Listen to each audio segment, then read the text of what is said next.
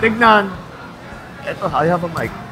Para tignan kung ano yung mga sistema na ginagamit niyo para sa fisheries natin dahil sa pagpalagay ng ating sekretary, nakilala niyo naman na talagang isa sa pinakamalaki sa industriya ng fisheries dito sa Pilipinas ay naunawaan niya kung ano yung potential ng fisheries para sa Pilipinas. Kaya sinabi ko, dali niya ako rito, paliwanag niya sa amin kung ano yung mga kailangan ninyo. Sa amin palagay, ang nakikita namin na siyempre yung cold chain, kailangan lalagyan natin.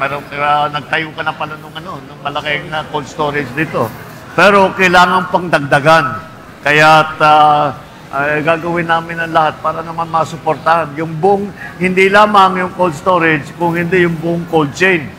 Para yung mga huli na nahuli na natin ay pagdating sa market ay maganda pa rin at yung quality ng isda ay ma-maintain para siyempre mas magandang benta. Kaya ano pa sa palagay ninyo ang kailangan natin in your view? What else? Meron tayong bago sir na testing facility na itatayo rito. Testing facility. What are we testing for? Histamine, fish quality, pati sa pang-shrimp. Testing for shrimp. Sa shrimp, oo. Sikat na sikat yung shrimp natin sa abroad.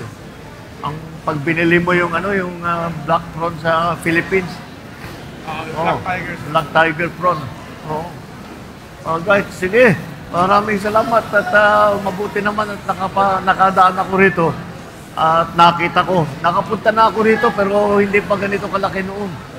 Ngayon napakaganda na. Kaya gagawin namin ang lahat para bubuhayin natin ulit ang ating industriya ng fisheries. Dahil pagka pinag-aaralan namin yung mga pangangailangan sa kinakain ng Pilipino, napakahalaga sa diet ng Pilipino, sa kinakain ng Pilipino, yung isda, yung seafood. Dahil siyempre, marami tayo, mga 7,000 islands ang Pilipinas. Kaya napupunta talaga sa fisheries ang pag-asa. Kaya tutulungan, gagawin namin lahat para yun na nga, yung mga sistema, magtatayo tayo ng mga fish port, mga agricultural port, para mabawasan ang ating transport cost, pati ice plant para doon sa maliliit na bagsakan, mayroong pagkukuhanan ng yelo para hindi lamang para doon sa lugar, para paglabas, paglalaot ang mga bangka, may dalang yelo para laging sariwa yung inyong huli.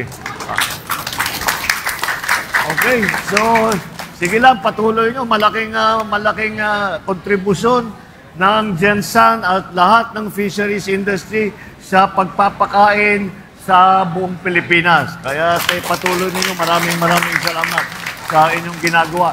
Hindi lamang sa food supply, kung hindi pati sa pag-export natin. Nagulat nga ako yung tinitesting doon na isda, pupunta pa raw sa Amerika yan. Nakakatuwa naman na ang Pilipinas nakakapag-export hanggang sa Amerika. Kaya ang laki rin ng kontribusyon sa ating ekonomiya nitong inyong industriya. Kaya kailangan ang pamahalaan ay nandyan.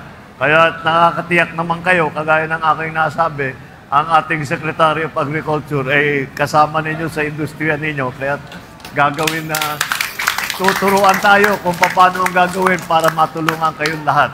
Alright. Maraming salamat. Magandang umaga sa inyo. Good morning. Good morning. Good morning. Good morning. Good morning. Ay, buena, may kaya. Wait, pero papicture kami. Sino pa eh. Amin.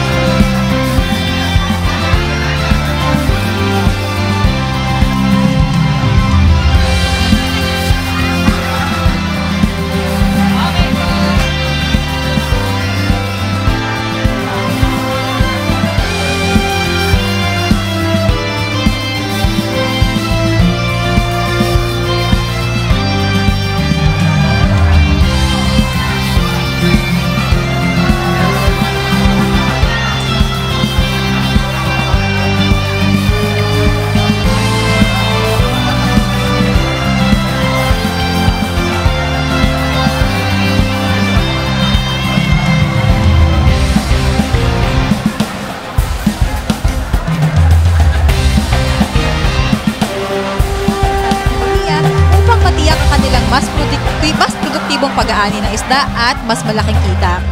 Kaya naman po mga kababayan, ninais ng Pangulo na magkaroon ng ugnayan kasama ang ating mga mangingisda dito sa General Santos para diretso mismo niyang marinig sa kanila at malaman ano pa ba ang mga maitutulong ng pamahalaan sa kanila para mapabuti ang kanilang kabuhayan at palakasin pa ang sektor ng pangingisda dito sa lungsod.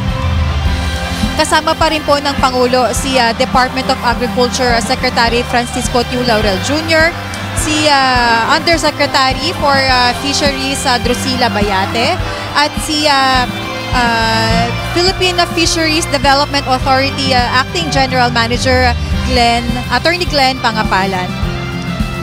Bukod po sa ugnayan, naparito rin po ang Pangulo para mamahagi ng tulong pangkabuhayan sa mga mangingisda sa General Santos. Katuwang ang Bureau of Fisheries and Aquatic Resources o BIFAR, mamimigay po ang Pangulo ng ilan sa mga livelihood projects dito sa General Santos City.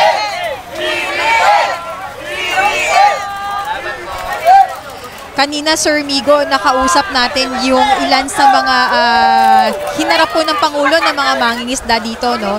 Sabi nila, thankful daw sila na may ganitong opportunity na direkta nilang makausap si Pangulo. Kasi never pa raw nila tong na-experience before. Makikita naman natin na very grateful talaga, no? Nagkaroon ng ganitong dialogue. Kasi bihirang pagkakataon talaga ito para sa ating lahat dito sa Gensan. It gives them the feeling po na mas nabibigyan na raw ng atensyon ngayon ang mga pangangailangan talaga nila. Napakikinggan at ito, nakikita natin yung mga konkretong ebidensya ng pagtulong ng ating pamahalaan sa kanila. Tama. At ayan po, ang ilan po sa mga ipamimigay po na livelihood projects ng Pangulo, kasama po ang Bureau of Fisheries and Aquatic Resources, ay Fish Aggregating Device o PAYAW, mga kagamitan pang salt production, fishing boats, kagaya po ng nakikita natin ngayon, meron din po mamaya dyan mga marine engine, fish farming inputs, village-type fish processing center, at mga fish processing equipment and marketing supplies.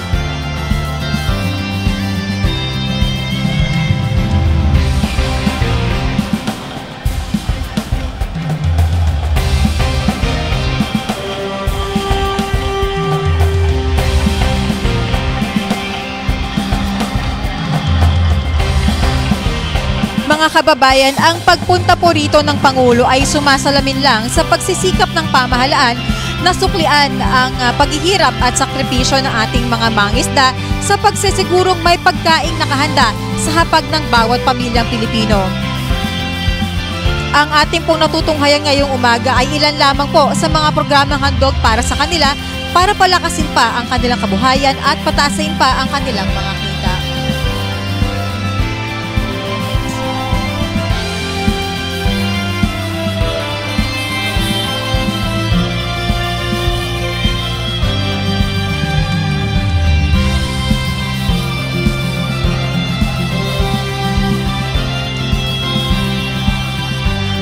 Nandirito po ang Pangulo sa General Santos City na kinikilala bilang Center of the Philippine Tuna Industry dahil ito sa presensya ng 8 pangunahing tuna canneries, fish processors at exporters sa syudad. Tinatayang nasa 200,000 manggagawa ang nagtatrabaho sa industriyang ito na nagbibigay ng malaking ambag sa lokal na kabuhayan at kabuoang ekonomiya ng bansa.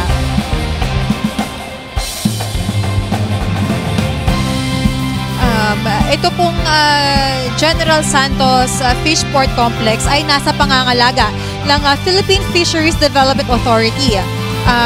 Bilang pangunahing hub para sa post-harvest operations, patuloy na nagbibigay ang General Santos Fishport ng mga kinakailangang pasilidad at serbisyo para sa maayos na paghawak, pagbebenta at pag-export ng tuna at iba pang produktong dagat. Sir Migo, meron po ba tayong mga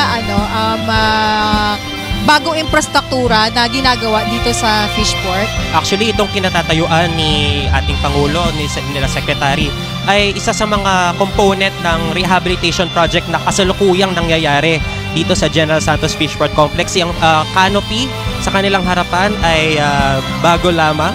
At itong kinatatayuan nila na pier ay pinalalawak, pinatatatag para kayanin at tumagal pa ng maraming taon. Kasi sir, over the years, no, talagang gamit na gamit, very busy itong General Santos Fishport, ano. Oo, sabi mo nga kanina, 200,000 ang nasa industriyang ito ng pangisdaan dito sa General Santos. So, you can imagine yung dami ng mga vessels na nagdadock dito. Talagang magkakaroon ng mga instances na kailangan i-rehabilitate. At nandito ang PFDA para suportahan ang direktiba ng ating Pangulo dito. Oo. Sir, apart po dyan sa mga recently na nagawa na natin, meron pa ba tayong mga future projects from the PFDA para dito sa General Santos Fishport? Malawak po ang plano para sa General Santos Fishport Complex. So una, gusto pa natin na i-expand pa at mas i-modernize pa yung mga pasilidad. So tuloy-tuloy lang yung construction ng mga various facilities dito. Magtatayo din tayo ng mga cold storage facilities para mabawasan yung post-harvest losses na kalimitan na experience ng mga mangingisda dito sa Gensan. Sir, yung additional na cold storage, kasi sa dami ng isda na nahahango dito, hindi na, kumbaga, merong mga nasasayang. Natural naman siya kasi usually may tendency na kapag napakaraming isda, talagang nag-overproduce. It's a natural process naman. So, ang tanong ay kung handa ba ang pasilidad na tumanggap ng mga isdang nahuhuli. So ngayon, no, dahil nga dumadami din yung mga isdang resources natin sa dagat, naturally, kailangan dagdagan din natin yung pasilidad na pupuntahan ng mga ito. So kaya patuloy ang pagtatayo ng PFDA, hindi lang dito sa General Santos Fishport Complex, ng mga facilities na tulad ng cold storage, kundi sa iba-iba pang mga parte ng Pilipinas. So marami tayong cold storage na either naitayo na or itinatayo pa lang sa kasalukuyan. So sir, for example po, nagkaroon na tayo ng cold storage, ano? Ano to? Parang rerentahan siya ng mga nagtitinda ng isda, ng mga mangingisda? Ganun ba ang proseso? Oo. Usually may mga kumpanya na mga major fishing companies na naglo-locate sa loob ng fishport. Sila yung nag-occupy ng mga spaces sa loob ng cold storage facility. So, for example, dito sa ating tuna sa Market 1 unloading, saan pupunta yung isda pagkatapos? So usually doon dumediretso yung mga tuna sa mga processing center or sa cold storage para mas mapahaba pa yung kanyang kumbaga shelf life. Oo. Tsaka sir, within the complex, nung nag-ikot-ikot pala kami dito, hindi lang basta itong mga yung talagang tuna trading, pero din palang mga tindahan din dito na mga naka-vacuum pack na yung mga tuna. Yes, oo, kasi nga maraming mga processing center dito sa loob ng fishport. Dito na nangyayari lahat sa loob ng fishport, yung pag-process na rin ng isda. Lalabas na lang siya ay naka-vacuum pack na, sabi mo na. Oo. So Sir Migo, hindi lang po tuna yung products na meron dito sa fishport. Oo. So may 4 na market halls dito sa General Santos Fishport Complex. Ito mga venue ng ugnayan, yung Market Hall 1 ay for tuna. Meron din tayong market halls 2 to 3 for small pelagic fishes, so like galunggong at iba pa. Meron ding market hall 4 para sa mga fish products na pangkaraniwang nakikita natin sa mga merkado. So 4 na malalaking market halls ang nandito sa Gensan Fishport. At saka nakakatuwa kasi yung tuna meat, hindi lang siya yung like tuna talaga na yung the usual na tuna na nakikita natin. Yung iba dito sir ginagawang tuna embutido. Tuna embutido, tuna siomai. Oo, iba-ibang classic tuna products tuna talaga. Lumpia, lahat na ng pwedeng gawin sa tuna, pwede na. May tuna chicharon. Ay, talaga ba? May masarap chicharon ang din. mga produktong tuna dito sa Gensan. Sana nga ay matikman ng mga Pilipino lahat yung mga produktong tuna na galing dito sa Gensan. Nakakatuwang isipin, sir, no, na dahil rich in resources tayo, ang Pilipinas, lalo na tong General Santos, isa na tayo sa mga top exporters ng tuna. Yes, ang ganda ng quality ng tuna na galing sa Pilipinas. Tama. At talaga nakakarating talaga sa US at Japan. At talagang alam naman natin na major consumers talaga ng mga tuna, di ba? Mga sashimi at marami pang iba.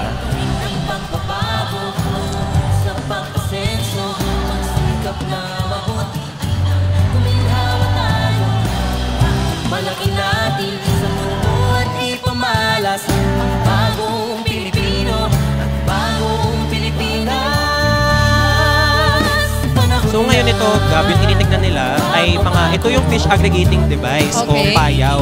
Ang purpose nito ay pinapalutang ito sa dagat. Tapos, kung makikita nyo dito sa standee na nakatayo, lumulutang lang siya at may pabigat. Kinakabitan itong tali na nasa gitna ng mga halaman o kung ano man pampahuli ng mga isda. So, fish aggregating siya, kukumpul dito yung mga isda. Tapos, doon na siya mas madaling mahuli. So, parang malaking tulong to sa mga mangingisda natin.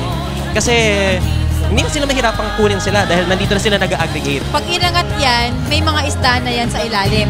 Parang yan nakikita natin sa stand. Tama, oo. Or usually, nandito na yung mga mangingisda sa gilid ng tali. Doon na sila kumukuha mismo ng mga isda. So, hihilahin na lang nila.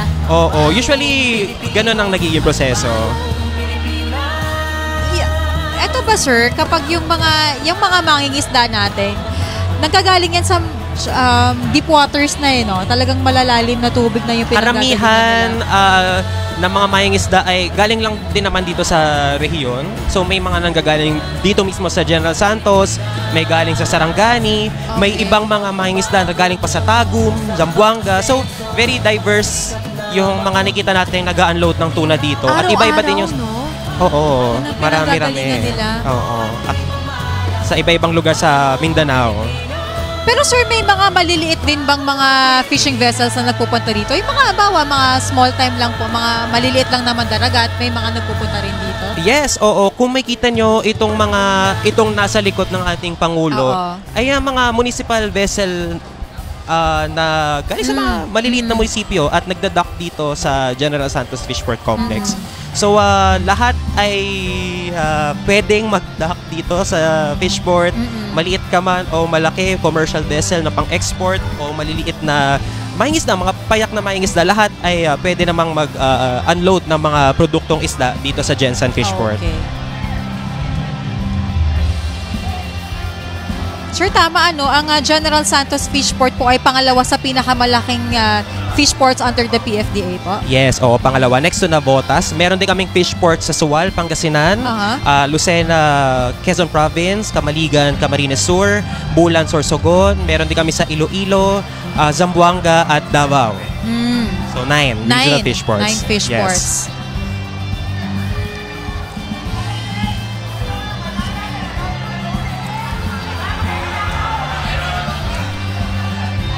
Kasalukuyan po ay kasama pa rin ng Pangulo si DA Secretary Francisco Tiu Laurel Jr., si Philippine Fisheries Development Authority Acting General Manager Attorney Glenn Pangapalan at si Department of Agriculture Undersecretary for Fisheries Drusilla Bayate.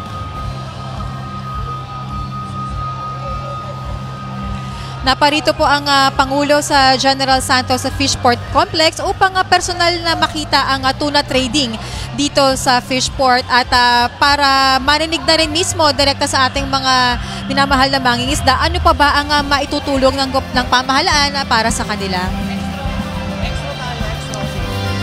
At ayan po, ngayong araw muli tayo nagsama-sama upang tuparin ang mga mahalagang hakbang at tungo sa mas matatag, mas makabago at mas maunlad na kinabukasan para sa ating mangingisda.